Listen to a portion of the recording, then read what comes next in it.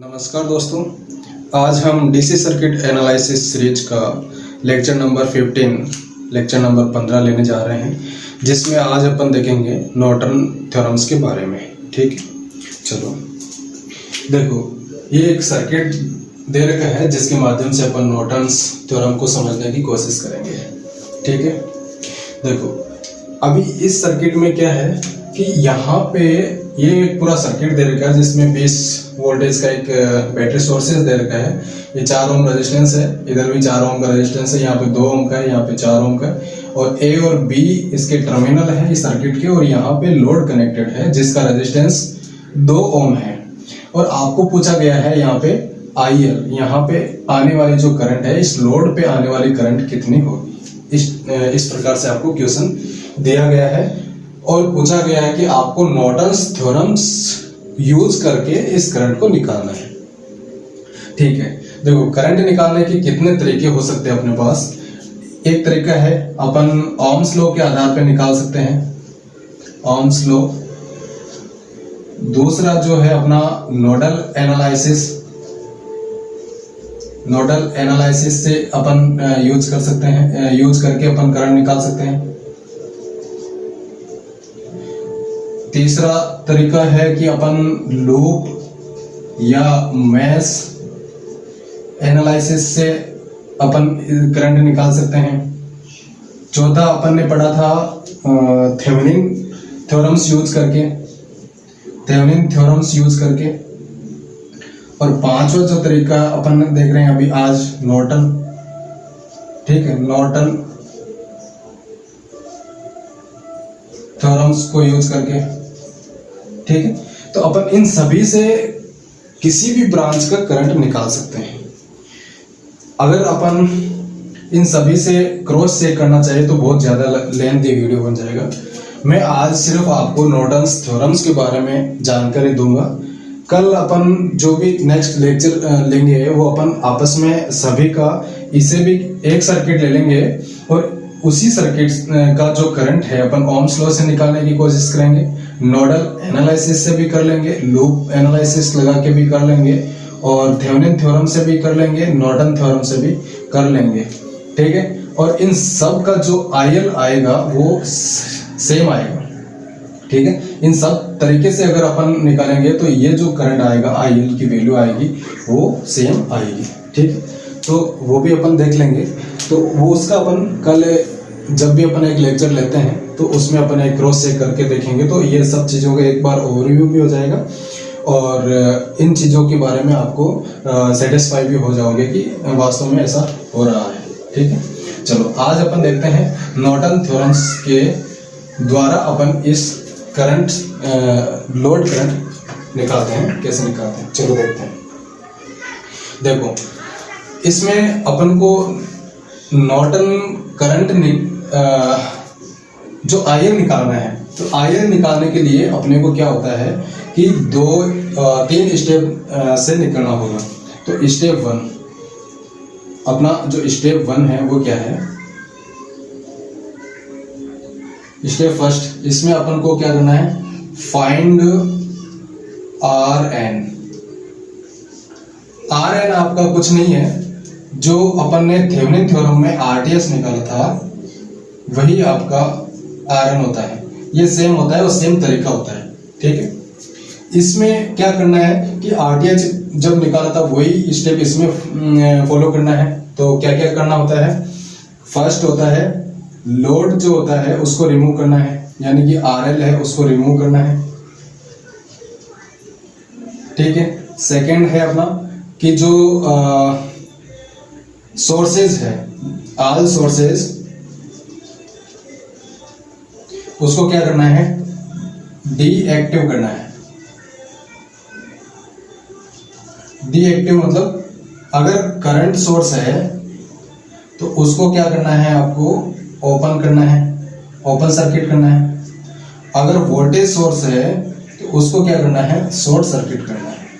ठीक है, और सेकंड जो रहेगा तो उसको टोटल जो रेजिस्टेंस जो सर्किट बनेगा उसका टोटल रेजिस्टेंस कैलकुलेट करना है।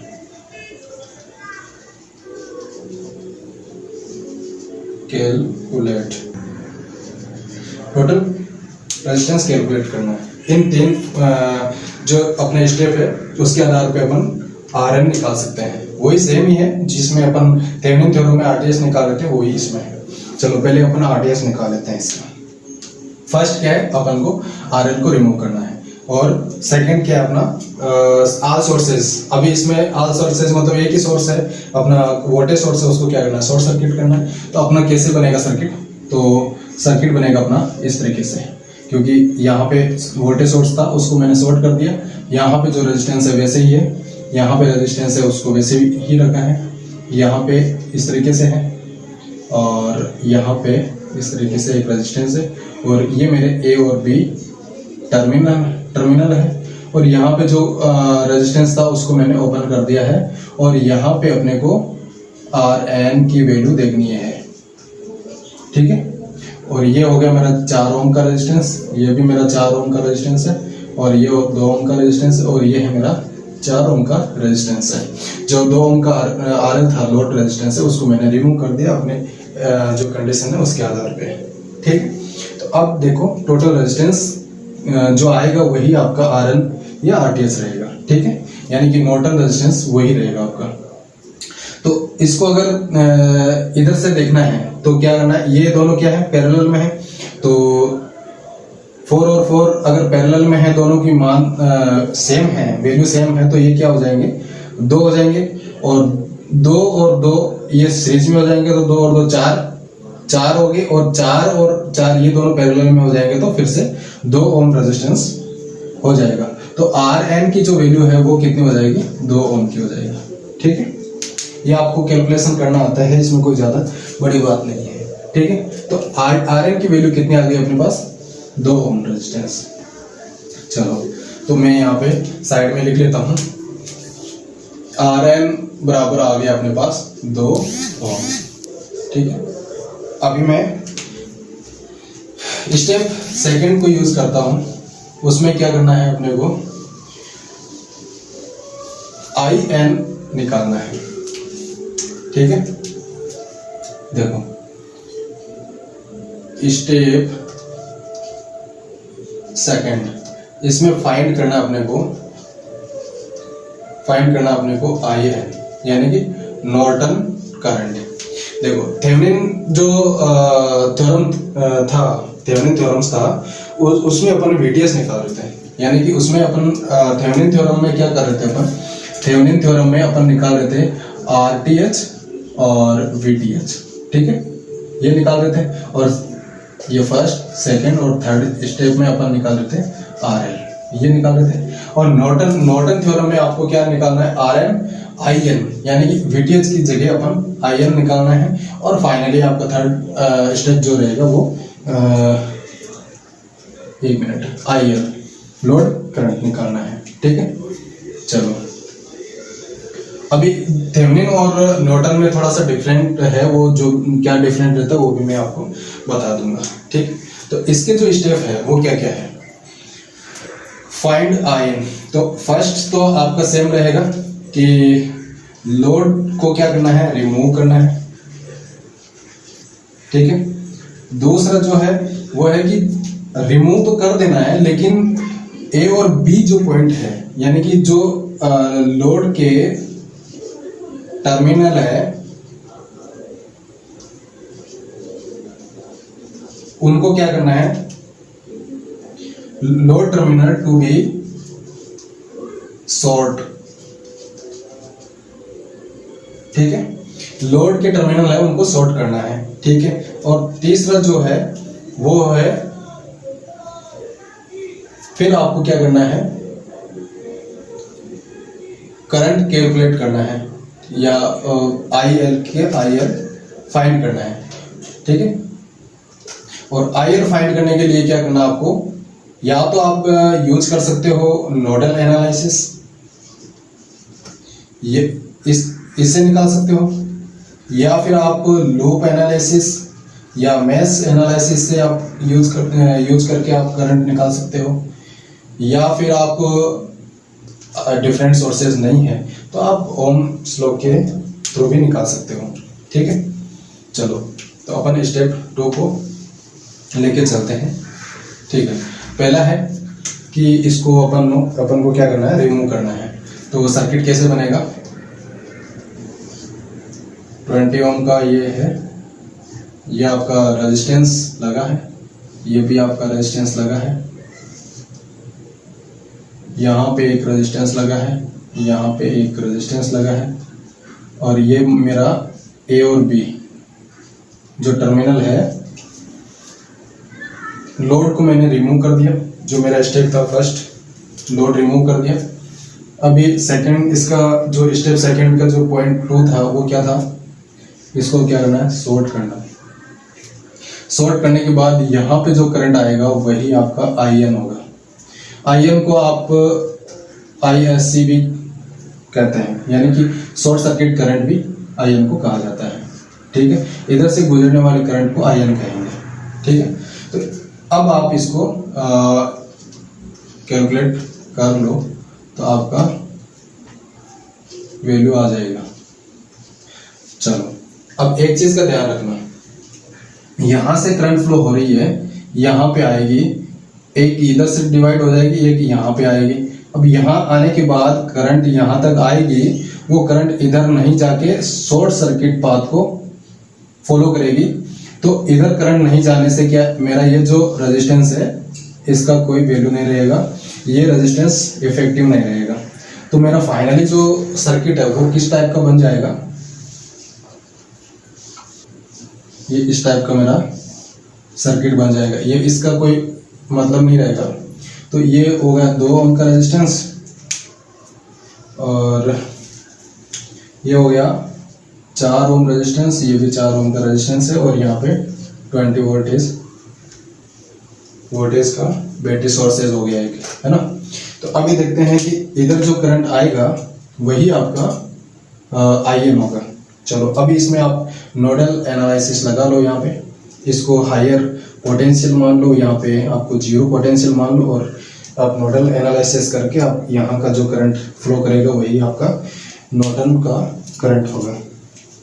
चलो निकालते हैं। तो नोडल एनालिसिस क्या कहता है कि नोड पे आने वाली धारा और जाने वाली धाराओं का बीजगणितीय योग क्या होता है, 0 होता है। ठीक है, चलो देखते हैं। यहाँ पे मैं ये मान लो I1 है, ये इधर I2 है, इधर I3 है। तो देखते हैं, तो I1 plus I2 plus I3 बराबर 0। I1 को अपन कैसे लिख सकते हैं, V माइनस 20, हायर पोटेंशियल अगर V को माना है तो V माइनस 20 बटा 4 प्लस V माइनस 0 बटा 4 प्लस V माइनस 0 बटा 2 बराबर 0। ठीक है, तो I3 जो है वही अपना जो I3 जो रहेगा वही आपका IN होगा, है ना। यहाँ पे IN जो आएगा वो I3 जो है वही IN होगा। तो इसका अगर आप एलसीएम लेते हो तो 4 एलसीएम आ गया, और V minus 20 plus V plus 2V बराबर 0। ये इसका वज्र गुना करते हैं, क्रॉस मल्टीप्लिकेशन करते हैं, तो इसे 0, इसका कोई मीनिंग नहीं रहेगा, ये 0 हो जाएगा। फिर इसको हल करते हैं तो आपका ये कितने हो जाएगा, 4V बराबर ये पक्षांतर हो जाएगा उधर, तो 20, और V बराबर 20 बटा 4, ये कैंसिल आउट होगा तो 5 वोल्ट। तो V की वैल्यू जो है वो आपकी कितनी आ गई है, 5 वोल्ट आ गई है। यानी इसकी जो वैल्यू है वो आ गई आपके पास 5 वोल्ट। चलो, इसकी वैल्यू कितनी आ गई है, 5 वोल्ट। तो अब आप ये जो है I3 है, और इसका जो ये मान इस तरीके से निकाल सकते हैं क्योंकि V का मान आपके पास है, और I3 ही आपका IN है। तो I3 निकाल सकते हैं अपन, तो V का मान है 5, तो 5 बटा 2, तो कितना हो गया आपका 2.5 एम्पियर। तो यहाँ पे जो करंट आएगा आपका 2.5 एम्पियर आ जाएगा। यानी कि IN जो IN अपन निकाल रहे थे, IN उसकी वैल्यू आ गई 2.5 एम्पियर।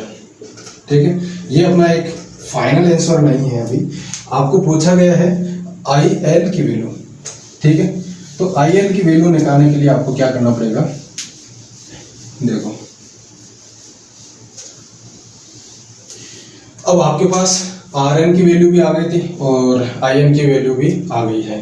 तो जो नॉर्टन थ्योरम्स का जो नॉर्टन सर्किट है, नॉर्टन इक्विवेलेंट सर्किट है, वो किस टाइप में बनेगा,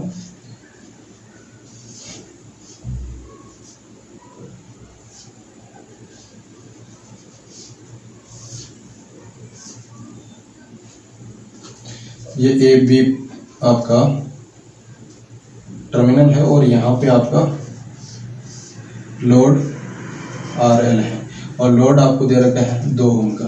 ठीक है, और RN की जो वैल्यू है वो है, ये आपका RN है और इसकी वैल्यू भी आ गई थी आपकी 2 ओम, और IN जो आया था वो आया था आपका 2.5 एम्पियर। ठीक है, ये है आपका IN। ठीक है, तो अब आपको क्या करना है, यहां से जो ये करंट फ्लो हो रहा है वो आपका डिवाइड हो जाएगा। अगर सेम वैल्यू है यहाँ की तो इसका 2 भाग में डिवाइड हो जाएगा। अलग अलग है तो आप यहाँ पे करंट डिवीजन रूल लगा के इसका ये निकाल सकते हो। ठीक है, तो अभी यहाँ की जो वैल्यू आएगी वो आपका IL हो जाएगा। तो फाइनली आप जो आपको क्वेश्चन पूछा गया है IL निकालना है वो कितना है, तो आप निकाल सकते हो। तो 2.5 इधर से जा रही है तो आपका RL भी ये है 2 है और IN भी आपका 2 है, तो ये जो करंट है वो 2 भाग में बराबर डिवाइड हो जाएगी। तो इसका कितना हो जाएगा, तो IL बराबर हो जाएगा आपका, डिवाइड होगी तो 1.25 एम्पियर। ठीक है, ये आपकी फाइनल आंसर आ जाएगा। तो आपके पास RN की वैल्यू ये आ गई और IN की जो वैल्यू आ गई वो आ गई 2.5 एम्पियर और IL की वैल्यू आ गई आपके पास 1.25 एम्पियर। ठीक है, तो ये इस तरीके से आप नॉर्टन थ्योरम्स यूज करके किसी भी ब्रांच का करंट निकाल सकते हो।